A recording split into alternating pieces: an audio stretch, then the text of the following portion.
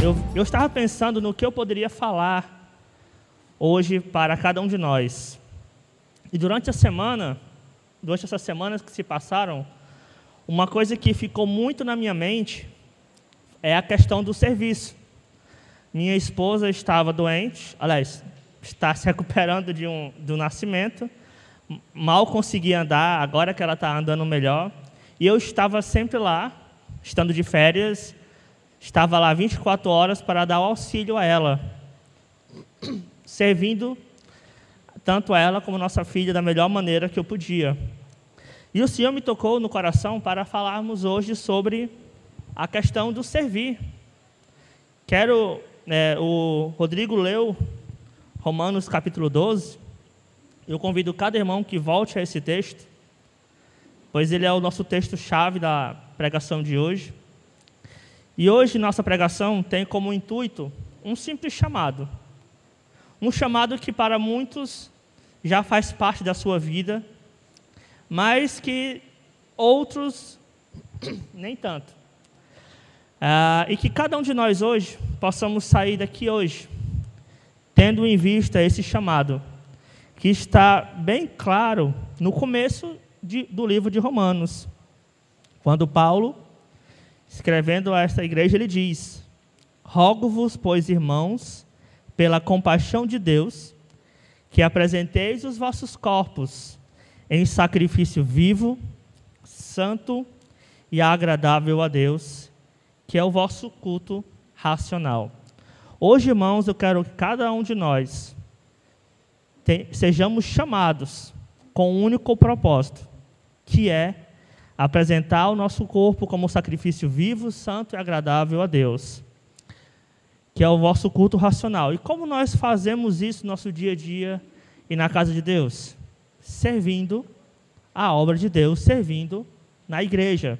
Então a pregação de hoje tem por título um servo que está disposto a servir. Que nós possamos, irmãos, hoje, com cada uma das passagens que iremos ler, temos isto em foco, que nós fomos salvos por Cristo para servir a Ele. Com certeza, muito de nós, muitas vezes tratamos o culto como sendo um evento. Nós nos sentamos nesses bancos, nessas cadeiras, nós ouvimos louvores, cantamos, adoramos, nos levantamos quando acaba a pregação, depois vamos para a cantina, tem aquele medo da bênção, vamos embora ao final do culto, mas Deus não nos chamou apenas para isso. Não fomos chamados simplesmente para assistir. Ele nos chamou para que nós participemos da obra de Deus. Fomos salvos para servir, não apenas para sentar. Hoje nós vamos ver algumas coisas. Primeiro vamos ver por que devemos servir. Depois veremos como nós podemos servir. E ao final, na terceira e última parte, eu quero que os irmãos acompanhem as suas Bíblias, servos de Deus, pessoas, homens e mulheres, que serviram a Deus com fé e disposição. Todos eles são de contextos diferentes, de cidades diferentes, de idades diferentes, mas foram chamados para servir a Deus. Vamos orar. Pai querido, graças te dou, Senhor, por cada servo teu que chegou até aqui. Te agradeço pelos irmãos que conduziram os louvores. Que cada um desses louvores, Senhor, tenha tocado em nossos corações e que a mensagem de cada um deles venha germinar em nossos corações também. Peço a Ti pela Tua palavra que será pregada, por aquelas pessoas que estão tanto aqui na igreja como que estão em casa, ouvindo essa pregação, que nós possamos sair daqui, Senhor, com um compromisso de cada vez mais entregarmos nossa vida a Ti e Te servirmos com cada um dos nossos dons, nossos talentos para a Tua obra, Senhor. Pois foi para isso que o Senhor nos chamou, para Te servir. É o que eu Te peço, em nome de Cristo. Amém. Vendo um pouco esses versículos aqui, começando pelo versículo 12, versículo 1 do capítulo 12, nós vemos aqui que o apóstolo Paulo ele começa com uma súplica. Em muitas cartas de Paulo, tem até memes na internet, vídeos engraçados de que a pessoa está lá em casa, recebeu uma carta de Paulo, aí começa a se tremer todinha. Porque Paulo era um apóstolo que ele mandava carta e muitas vezes a carta não tinha uma coisa muito boa para que ele estava ouvindo, porque Paulo confrontava os pecados de cada um daqueles irmãos que recebiam as suas cartas. Mas ele começa aqui, Romanos 12, fazendo uma súplica. Rogo-vos, rogar, suplicar. Aqueles irmãos, pela compaixão de Deus, pelo amor que eles tinham a Deus, que eles apresentassem os corpos deles como sacrifício vivo e agradável a Deus. Ele está aqui implorando para cada um desses que leram, como também para nós, que nós apresentemos nosso culto verdadeiramente, entregando todo o nosso corpo, toda a nossa vida, como sacrifício vivo. Isso é serviço. Servir é um ato de adoração. Não se limita somente à música que nós cantamos agora há pouco. Adoração não é somente cantar. Adoração é se entregar a Deus por inteiro. E ele continua no versículo 2 falando, aqui na minha versão, diz, e não sede conformados com este mundo. Mas na versão mais comum diz que, e não vos conformeis com este mundo. O que o mundo quer para nós? O que o mundo espera? Quando você está triste, quando está cansado, o que é que aquele seu amigo descrente ele vai dizer? Imagine a situação, você chegou na sua casa, está lá o seu vizinho, mais tarde tem um culto, você trabalhou naquele dia, aí você fala, rapaz, eu estou cansado. Hoje no trabalho foi puxado, foi muito complicado, eu estou com a minha cabeça aqui, estresse puro. Certamente aquele seu vizinho, ele vai dizer, rapaz, você está cansado? Vá tomar um banho, vá descansar, não vá para a igreja não. Fique em casa descansando.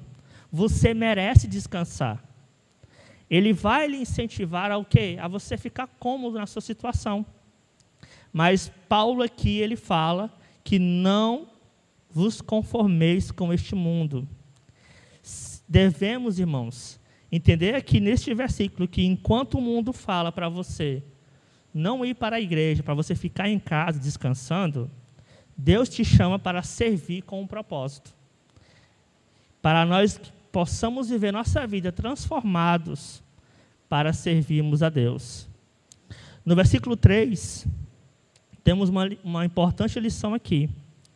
No versículo 1 e 2, nós aprendemos, na súplica de Paulo, que nós devemos servir a Deus e que servir é um ato de adoração a Deus.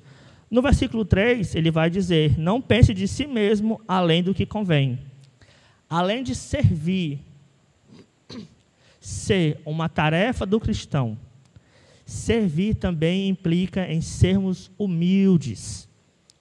Servir exige de cada um de nós humildade.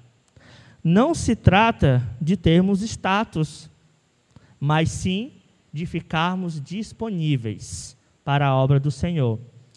Muitas pessoas, infelizmente, elas servem a Deus buscando um interesse. Quantas pessoas, pregadores famosos, irmãos, cantores famosos, começaram a sua carreira servindo a Deus, cantando louvores, e hoje estão aí no mundo. Estão nas diversas situações que você possa imaginar, em bebendo, fumando, se entregando às festas, muitos até mudando de gênero, servos que você ouvia os louvores e pensava, nossa, esse tem o dom de Deus, esse foi chamado para servir a Deus. Mas no final, essa pessoa, ela queria apenas status. E servir a Deus não se trata disso. Servir a Deus é mostrarmos que estamos disponíveis, Ninguém é melhor que ninguém. Todos nós, desde o irmão mais fiel até aquele irmão mais cansado, todos nós dependemos da graça de Deus. Todos nós aqui, não importa a nossa inteligência, a nossa capacidade, se não fosse a graça de Deus, nós estaríamos condenados. Todos nós aqui fazemos parte de algo muito grande, que é o reino de Deus. Então, que nós, ao servirmos a Deus, tenhamos em mente que não é o meu eu que deve ser exaltado, mas a Deus. Devemos sempre servir a Deus, não pensando em nós mesmos além do que convém, mas pensando que nós estamos fazendo algo maior, algo para o reino de Deus.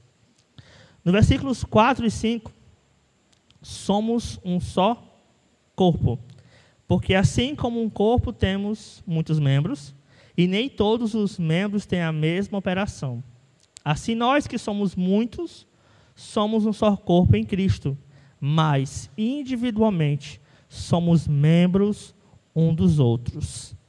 Cada um que está presente aqui, que aceitou a Jesus como seu Senhor e Salvador, que vive uma vida de acordo com a vontade de Deus, todos nós somos corpo de Cristo.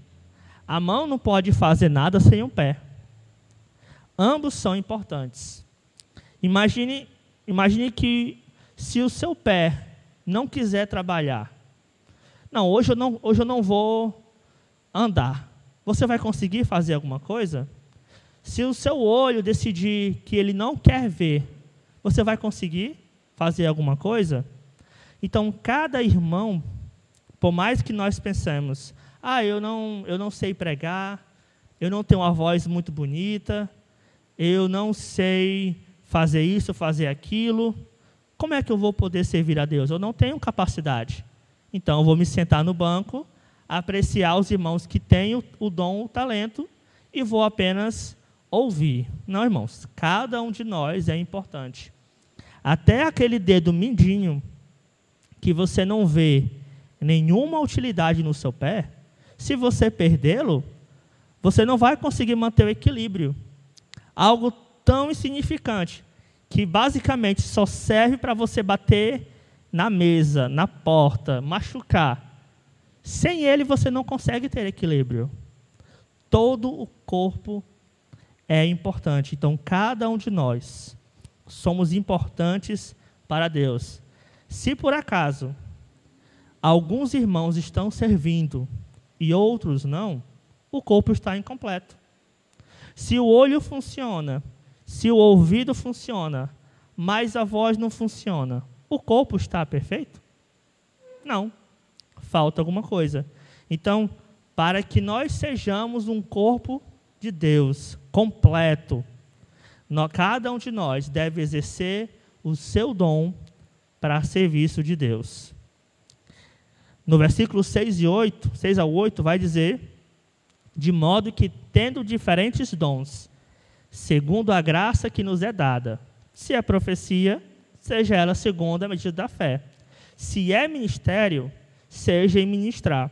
Se é ensinar, haja dedicação ao ensino. Ao que exorta, use esse dom em exortar. O que reparte, faça-o com liberalidade. O que preside, com cuidado.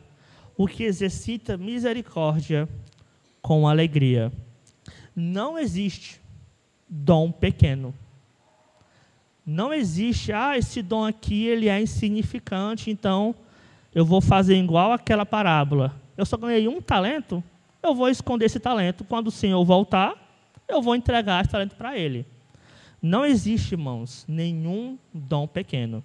O que existe, na verdade, é um mau uso desse dom. Muitas vezes nós temos um dom, achamos ele significante. Imagina a situação da parábola que eu acabei de falar. Um recebeu 5 talentos, outro recebeu 2 e um recebeu 1. Aí o que recebeu 1 pensou: poxa vida, eu recebi um só talento, aquele ali recebeu 5. Por isso que ele conseguiu mais 5. Ele recebeu 5, é fácil. Se eu tenho as mesmas condições que ele tem, porque eu também conseguiria, mas eu só recebi 1 talento. Isso não vai servir de nada.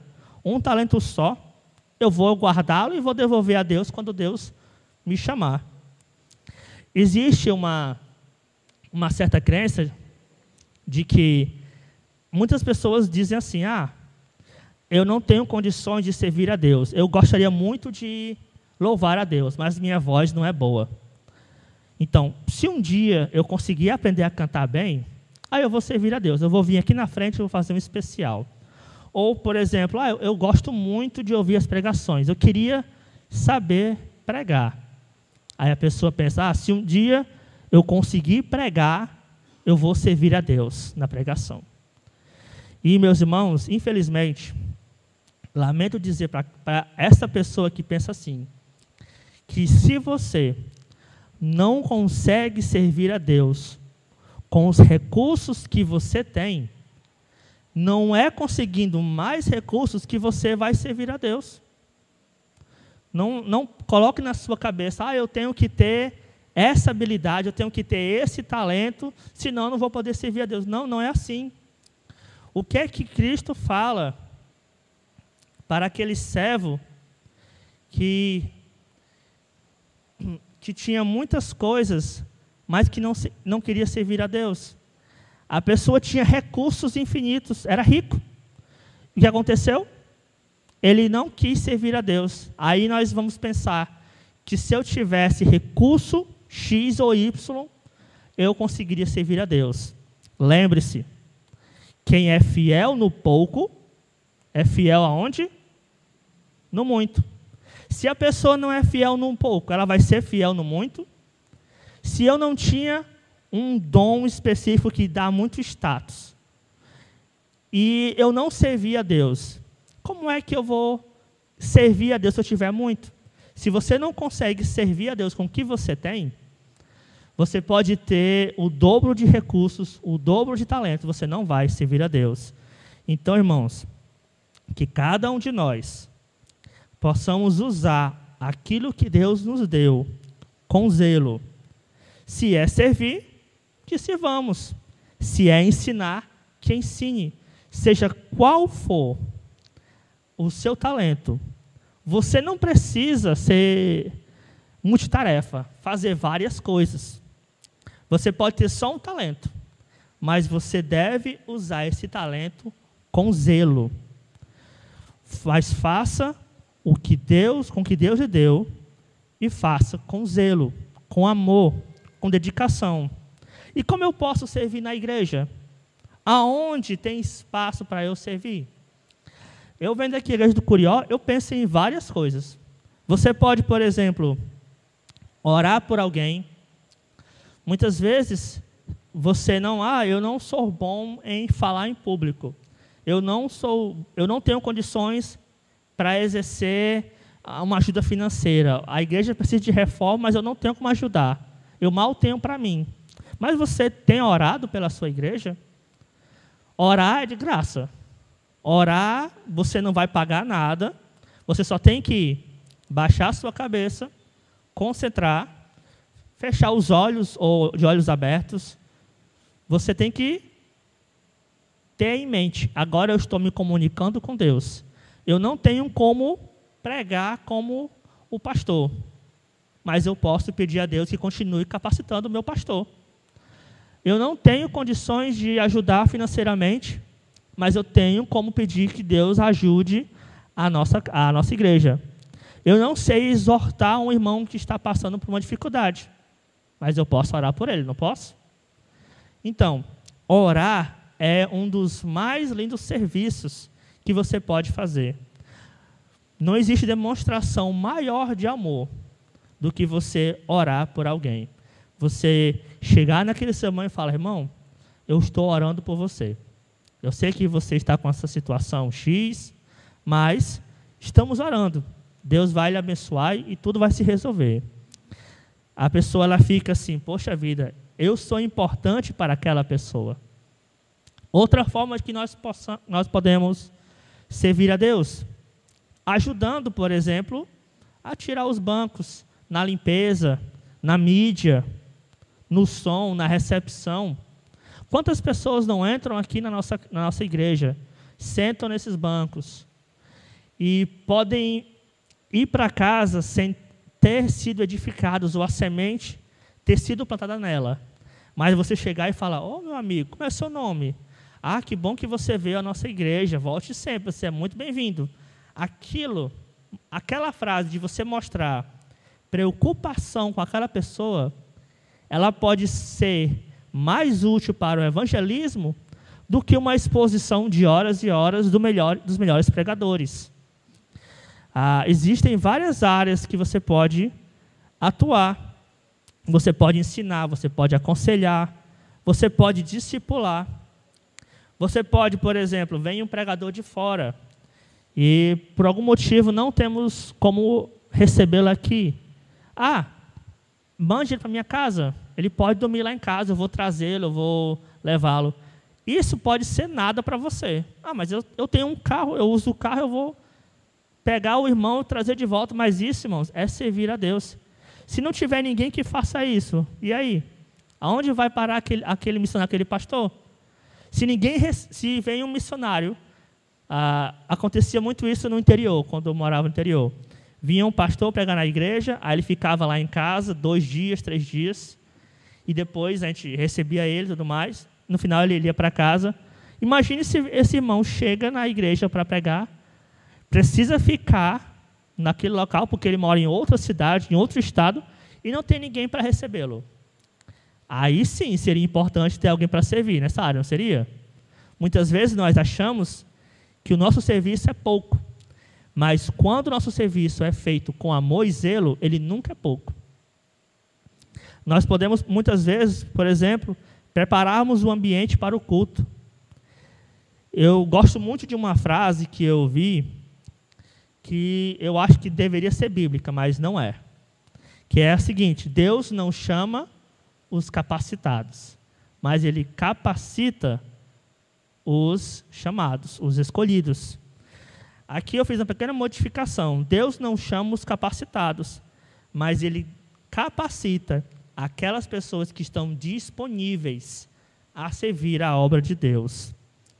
Vamos ver agora, irmãos, na nossa próxima parte, alguns servos de Deus, algumas pessoas que serviram a Deus. E quais lições nós podemos tirar de cada um deles? Convido os irmãos a abrirem vossas Bíblias lá em Êxodo. Êxodo capítulo 3. Vamos ver como foi o chamado desse servo de Deus. Abramos nossas Bíblias no segundo livro da Bíblia, Êxodo capítulo 3. Os irmãos que já conhecem esse livro já devem ter em mente: ele está falando de Moisés. E é exatamente isso mesmo. Estou falando de Moisés. A partir do versículo 3, do capítulo 3 até o capítulo 4, nós temos aqui o chamado de Moisés. Moisés morava no Egito. Nessa época ele morava no deserto. Ele tinha fugido do Egito porque ele matou um egípcio. Ele viu um egípcio torturando, machucando um irmão hebreu seu. E aí ele foi defender aquele hebreu. Não sabemos como, a Bíblia não explica. Mas ele acabou matando aquele egípcio. E ele fugiu para o deserto. E no meio do deserto ele estava passeando e ele viu uma sarça, um fogo muito grande. E vendo aquela sarça, ele olhou e falou no capítulo 3, versículo 3, perdão. E Moisés disse: agora me virei para lá e verei esta grande visão, porque a sarça não se queima. Imagina você estar vendo um fogo e ao redor daquele fogo não está se queimando, não está se perdendo nada. Nós sabemos que o fogo, ele destrói, ele transforma ao ponto da coisa mais linda virar cinzas, algo inútil. Mas ele se maravilhou porque aquele fogo não queimava, não consumia nada. E aí ele foi até lá. E aí o Senhor falou a ele que aquele lugar que ele estava era santo e que ele deveria tirar as sandálias dos pés. E, a partir disso, Deus chama Moisés. Moisés, eu tenho visto que o meu povo ele tem sofrido muito lá no Egito. E eu escolhi você para servir como Salvador, para tirar o meu povo do Egito. E qual foi a resposta de Moisés? Sim, Senhor, vamos lá. Estou disposto. Faz mais de 400 anos que meu povo sofre, eu vou lá tirar esse povo lá, porque se o Senhor está comigo, quem é que vai me impedir? Não foi isso, né? Ele falou o quê? Lá no versículo 11, ele fala: quem sou eu que vá a Faraó e tire do Egito os filhos de Israel? E a partir daí, desse versículo, de outros versículos, ele começa a dizer: Senhor, envia outra pessoa porque eu não sou capacitado. E Moisés foi lá: Senhor, eu não tenho condições. Ele por várias vezes disse que ele não tinha como auxiliar aquele povo. Mas aí lá no capítulo 4, versículo 13, ele chegou ao ápice dele. Ele falou: meu Senhor, envia a quem hás de enviar, mas não envia a mim. Me deixa aqui no meu cantinho. Eu estou aqui no deserto, eu tenho a minha esposa, eu tenho meus filhos, nada vai acontecer, eu estou bem. Acabei de ter filho, são criancinhas pequenas. É falado no decorrer dessa passagem que, enquanto Moisés ia para o Egito, a Zípora, a sua esposa, ela cortou o prepúcio do menino, circuncidou ele. E a circuncisão geralmente era feita com poucos dias de vida, semanas. Ou seja, ele pensou: eu acabei de ter um filho, um recém-nascido, eu vou sair daqui da minha esposa que precisa de mim, eu não tenho condições. Ele queria mostrar para Deus que por mais que ele fosse chamado, ele era incapaz. Mas Deus disse que estaria com ele. Deus usou sua vida para libertar o seu povo. E qual é a aplicação que nós podemos tirar aqui dessa passagem? Talvez você pense: eu não sei falar bem, ou eu não sou bom bastante. Mas Moisés também pensou assim: se você se colocar à disposição de Deus, Deus vai te capacitar para fazer a sua obra. Então, assim como Moisés, muitas pessoas se acham inaptas para a obra do Senhor. Mas se Deus capacitou Moisés, Ele também pode capacitar cada um de nós. Basta a cada um de nós apenas confiar e entregar nossas vidas a Deus e servirmos de coração, que Ele vai nos capacitando. Ninguém nasce perfeito. O melhor pregador, aquela pessoa que você gosta de acompanhar no YouTube, ver as pregações, ou aquele cantor que você acha fantástico, aquele tocador que você acha maravilhoso, que faz solos lindos, ele não aprendeu aquilo da noite para o dia. Aquilo são anos de prática. Nenhum pregador chega no púlpito pela primeira vez e consegue fazer uma pregação que seja razoavelmente muito boa. Geralmente é mediana. Eu me lembro que a primeira vez que eu preguei, eu preparei uma pregação de meia hora. Eu preguei em 10 minutos. Imagina você chegar... E, detalhe, era um culto de jovens. Se tinha 10 pessoas, tinha muito. Ou seja, eram pessoas da minha idade, com as mesmas condições que eu. Faltou, não vou dizer graças a Deus, mas faltou alguns jovens e tinha um número muito pouco. E aí eu vou pregar aqui, preparei meia hora. Se der algum problema, eu vou ler. Eu sei ler, é só acompanhar aqui a pregação, vou lendo e vai dar certo. A pregação de meia hora não passou de 10 minutos. E 10 minutos sendo generoso, viu? Talvez tenha sido menos, não sei. Mas eu lembro que o irmão, depois que eu entreguei a palavra, ele ficou assim: mas já? Já acabou? Foi só isso? Eu me tremi todinho, irmãos. Mas é assim mesmo, você vai aprendendo. Possivelmente o nosso pastor também, quando ele estava no seminário, Na primeira vez que ele não pregou bem. Ninguém começa do nada e faz algo maravilhoso. A não ser que Deus te capacite de forma maravilhosa. E mesmo assim, pense comigo, Pedro negou a Jesus. Ele fugiu. Aquele mesmo Pedro não tinha condições de pregar como ele pregou lá em Atos. Mas Deus o capacitou. E Jesus levou 3 anos ensinando a Pedro.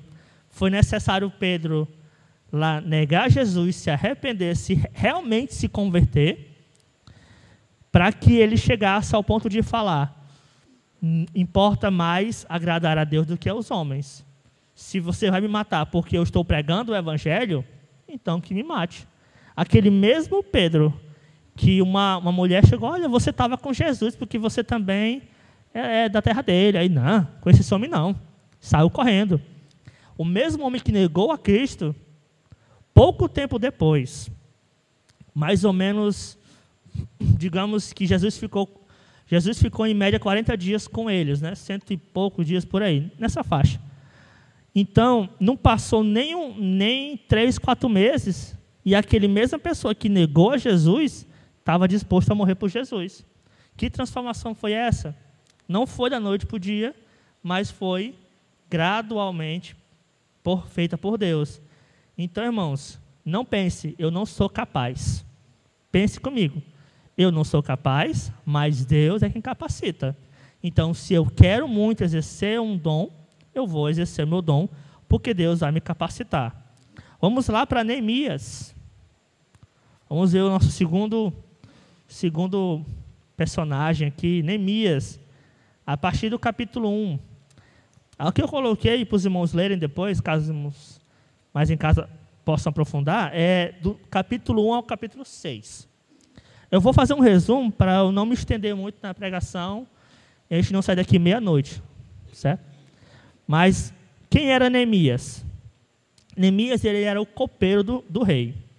A função dele era provar a comida antes do rei comer, para que não acontecesse nenhum problema com aquela comida e o rei pudesse, enfim, comer tranquilamente. Porque naquela época, muitos reis eram mortos por envenenamento. Então, tinha pessoa responsável para cuidar disso. Ou seja, era uma pessoa de extrema confiança do rei. Porque alguns tipos de veneno, se você se medicar aos poucos, você consegue adquirir imunidade. Então, se por acaso eu estou aqui, eu não gosto do Vitor, o Vitor é flamenguista, eu não gosto dele. Aí eu tenho aqui um copo de Coca-Cola, eu sei que o Vitor gosta de Coca-Cola. Aí eu vou lá, eu coloco um negóciozinho aqui. Não, mas ele vai, se ele provar e ele morrer, a culpa vai ser minha, né? Fica muito fácil. Eu dei para ele, ele tomou, morreu. Aí eu chego assim, não, Vitor, ó, tá boa a Coca-Cola aqui, toma aqui, um pouquinho. Ele foi lá, tomou e morreu. Ou seja, o copeiro, ele podia ser usado por uma pessoa inimiga para matar o rei. Então, tinha que ser alguém de extrema confiança ao rei. E Neemias era essa pessoa. E aí Neemias estava lá na sua função, de repente, chega os seus irmãos e amigos lá de Jerusalém, que era a terra dele. E ele pergunta: olha, como é que está Jerusalém? Rapaz, lá está horrível. Está tudo destruído, os muros destruídos, as casas, a coisa mais feia do mundo.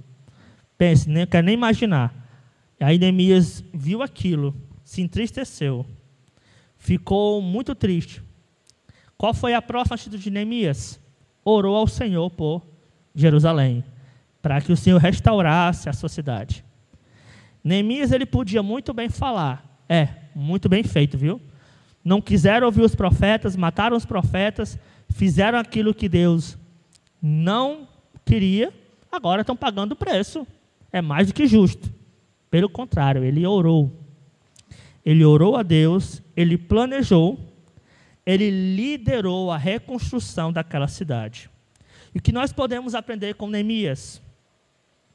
Que você pode não estar no púlpito, pode não ser aquela pessoa de destaque na obra, mas você pode muito bem, nos bastidores, está servindo a Deus. Neemias não era um governador. Neemias não era um rei. Ele era o copeiro do rei. Ele só tinha uma função, que era provar a comida e entregar a comida para o rei. Mas ele viu um problema e ele não murmurou. Ele orou a Deus.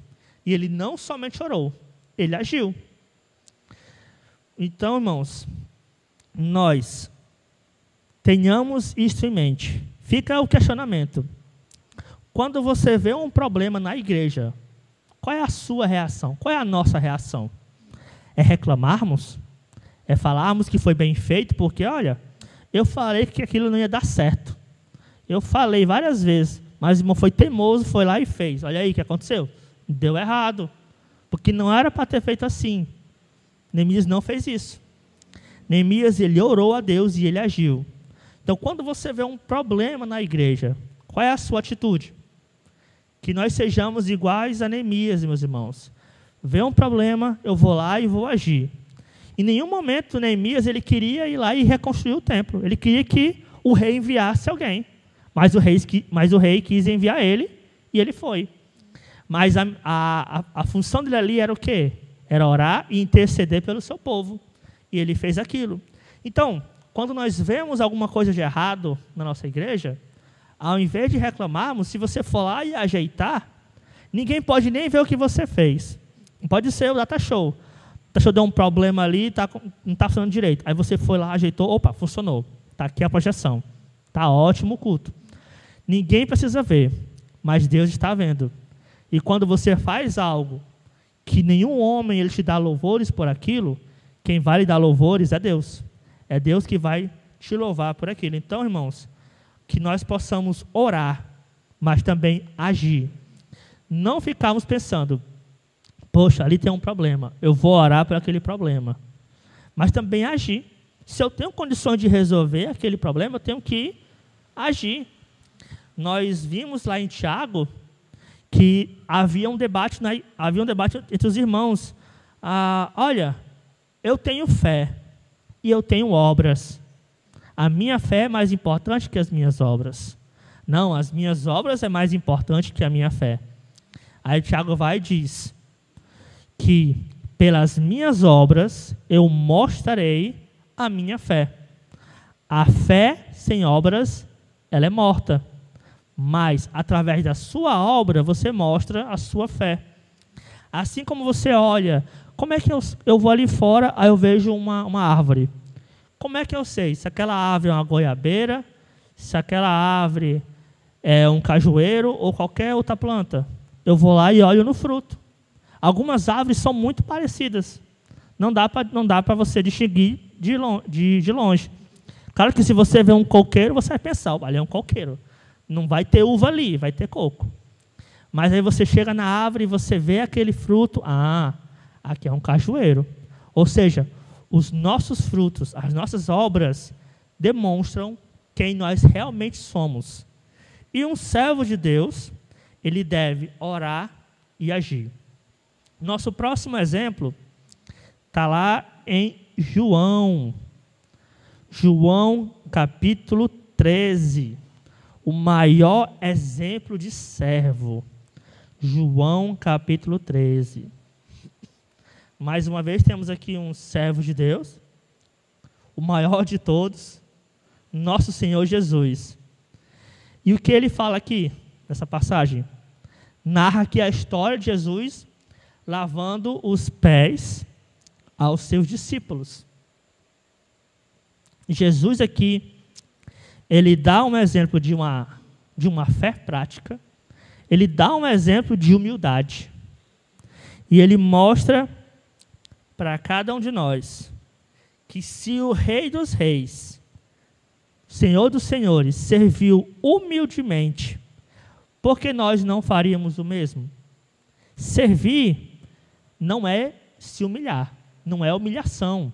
Servir é você imitar a Cristo. Sirva com amor, mesmo nas tarefas mais simples. Esse é o nosso evangelho sendo posto em prática. Para aqueles servos, aquilo aparentemente não foi nada, porque eles tinham o costume de lavar os pés.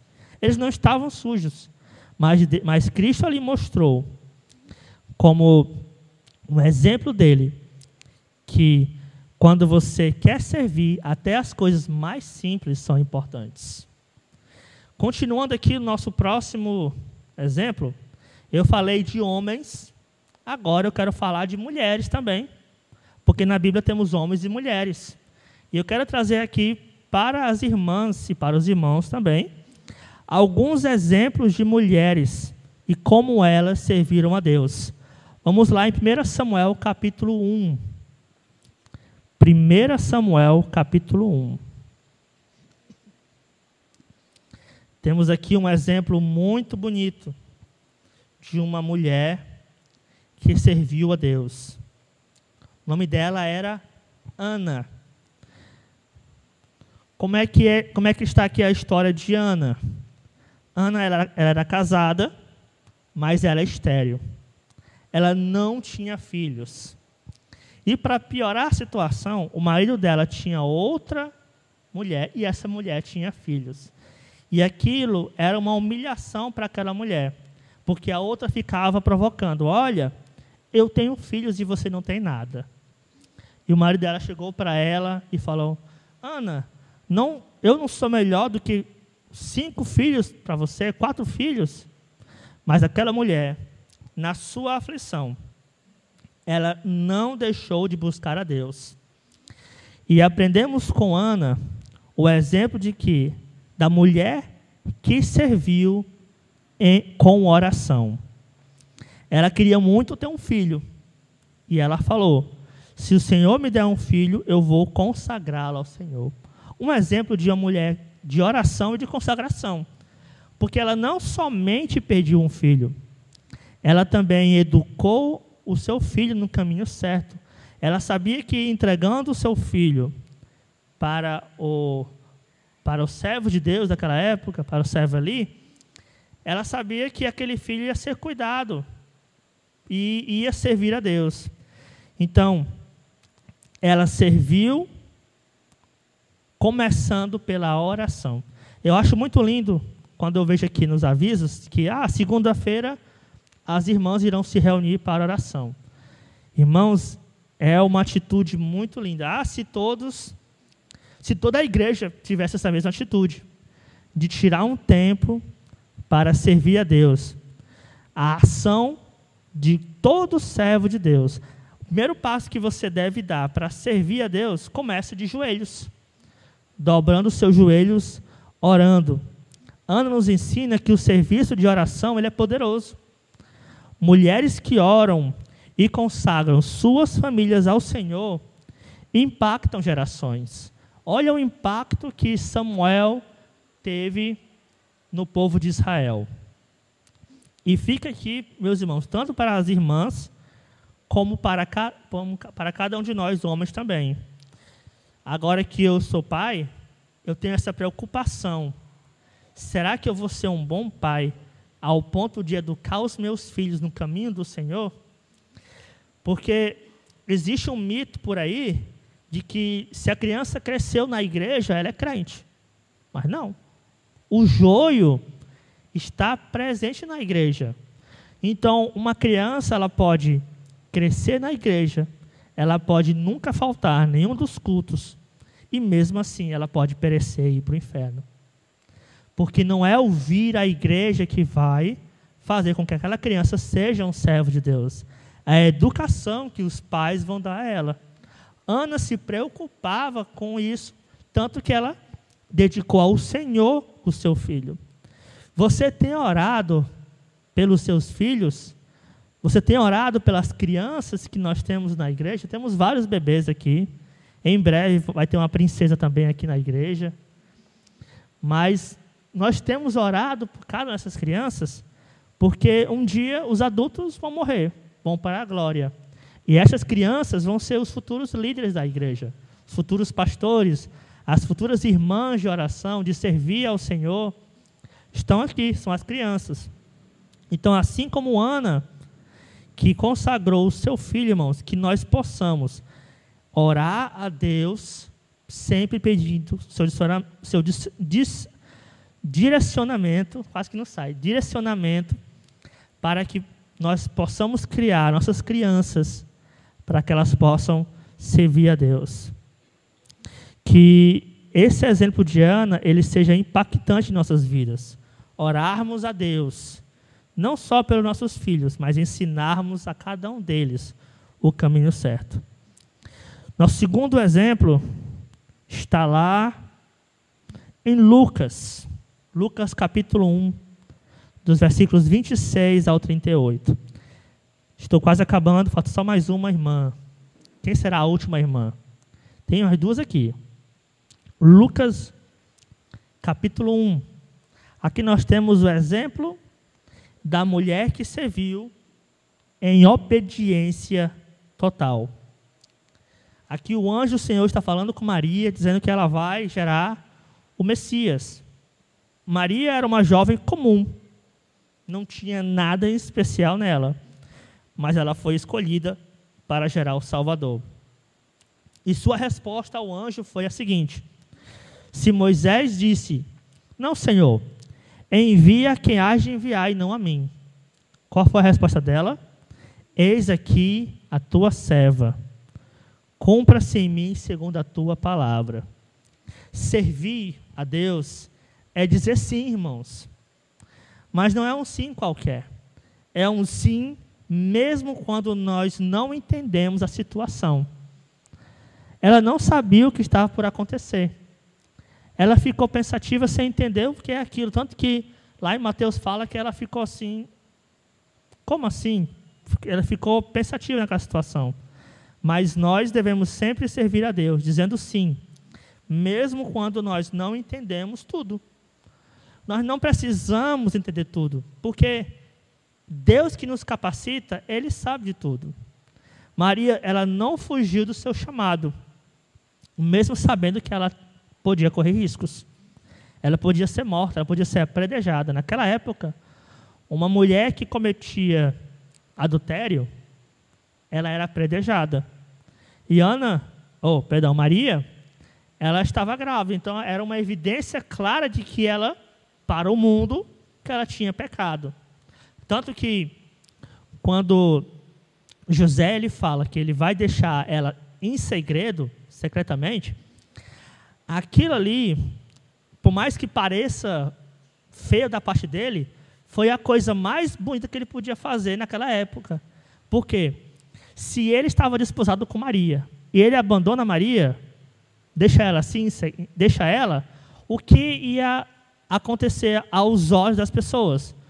José, que homem sem futuro. Pecou, engravidou a mulher e deixou ela. Ou seja, ela não seria imputada no pecado, porque a culpa ia vir sobre José. Mas nós sabemos que, mesmo na dúvida, mesmo correndo riscos, ela se entregou ao plano de Deus. Sirva com obediência, mesmo quando for desconfortável.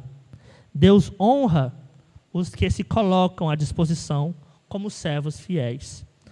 E o nosso último exemplo não está num versículo, mas está num livro todo que tem o nome dela. Dizem, eu nunca parei para prestar atenção nisso, mas fala-se que esse livro é o único livro que não tem a palavra Deus nele. Que livro é esse? Esther. Exatamente. Esther era uma jovem judia que tornou-se rainha.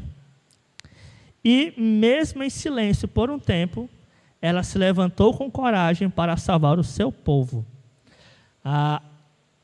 Aconteceu que havia uma pessoa, Naamã, que ele era de uma descendência inimiga de Israel, e ele tentou matar o povo de Israel, o povo judeu. E aí Mordecai chega na Esther, que é a rainha, e fala: olha, esse Naamã, ele quer matar todo mundo.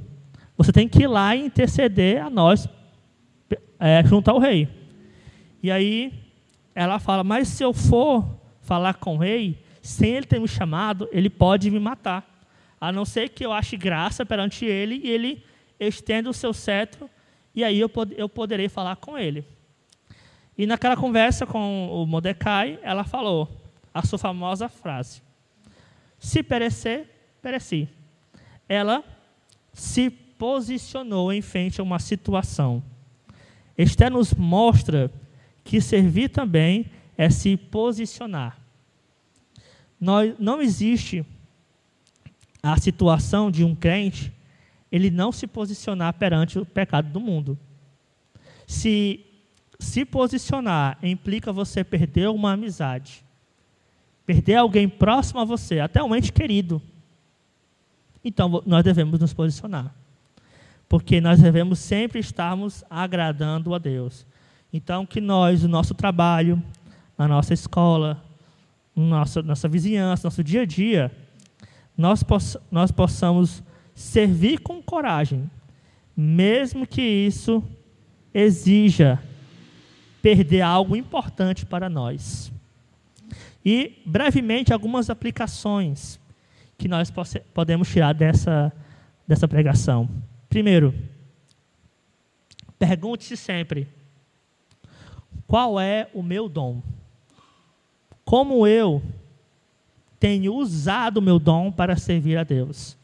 Eu tenho colocado esse dom escondido ou eu tenho multiplicado esse dom no serviço do Senhor? Eu estou servindo a Deus ou eu estou apenas assistindo a um culto? Eu estou cultuando a Deus ou eu estou apenas assistindo? Porque eu posso assistir um filme. Eu não fiz parte daquele filme, mas eu estou lá assistindo. E você está fazendo parte do culto ou você está assistindo a um evento em especial? Próximo ponto. Já me ofereci para ajudar na minha igreja? Em algum momento você pensou: temos um problema na nossa igreja, vou orar e vou me dispor a ajudar. Você tem feito isso? Não espere ser perfeito para servir. Sirva e Deus te aperfeiçoará no caminho. Como conclusão, voltando lá para Romanos 12, ele fala que cada um apresente o seu corpo como sacrifício vivo a Deus. Servir é um ato de adoração. Servir é uma resposta à cruz. É um reconhecimento. Servir é um reconhecimento de que fomos salvos com um propósito. Quando você não está disposto a servir a Deus, você não tem o propósito certo. Ou você, infelizmente, ainda não entendeu o Evangelho de Deus. Que nós possamos sair daqui, irmãos, com isso em mente. Os irmãos que têm servido a Deus com o seu talento, com a sua habilidade, continue servindo, se esforçando, não desanimando, porque vêm as provações, vêm as tribulações. Mas entendemos que todos esses problemas têm um propósito. Como eu falei no começo da pregação, eu nunca me senti mais cansado e, ao mesmo tempo, mais feliz como eu estou hoje. Eu sei que as minhas horas perdidas, hoje fazem 14 dias que ela nasceu, a Aurora. Nasceu no domingo. Eu me planejei, hoje é sábado, vou dormir, amanhã eu vou acordar, vou para a igreja. Que nada, fui para o Gonzaguinha. Não vim para a igreja. Mas hoje fazem 14 dias que eu não sei o que é dormir 8 horas numa noite. Hoje fazem 14 dias que eu sei o que é acordar pelo menos 4 vezes durante a noite.